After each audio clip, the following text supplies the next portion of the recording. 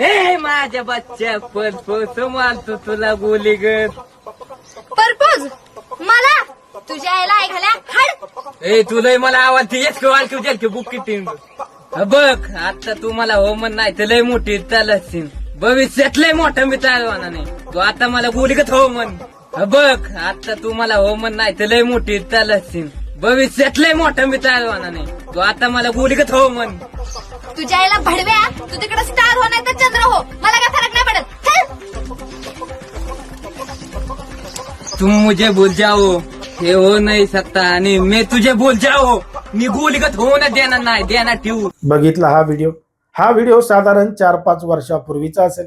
कारण की नेमकंच टिकटॉक बंद झालं होतं आणि टिकटॉक वरचे जे कलाकार आहेत त्याच्यामध्ये सूरज चव्हाण आहे, अनुश्री माने आहे.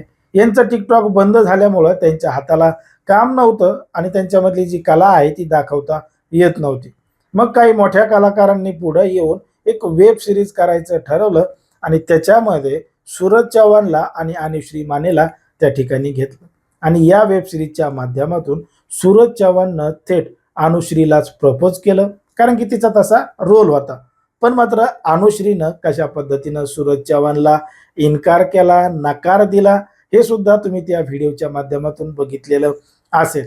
पण मात्र सूरज चव्हाणनं ज्या पद्धतीनं त्या व्हिडिओमध्ये बोलून दाखवलंय की एक दिवस मी स्टार होणार आहे, अगदी त्याच पद्धतीनं घडलेलं आहे.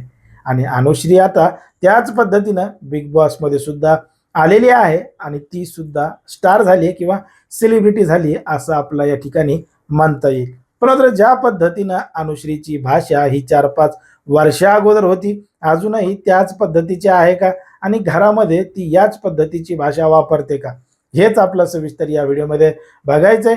पण जर तुम्ही अजूनही आपलं चॅनल सबस्क्राईब केलं नसेल तर लगेचच करून घ्या आणि बाजूला असणाऱ्या बेल नोटिफिकेशनला सुद्धा ऑन करायला विसरू नका.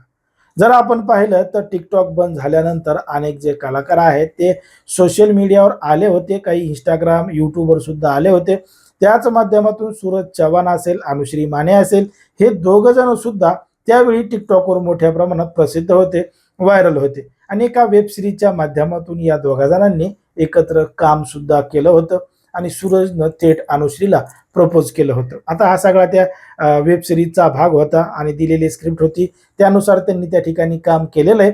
पण मात्र सूरज चव्हाणचे जे डायलॉग होते, जे त्याचं म्हणणं होतं ते मात्र सत्यात उतरलेलं आहे आणि बिग बॉसच्या माध्यमातून सूरज चव्हाण खरंच स्टार झालेला आहे.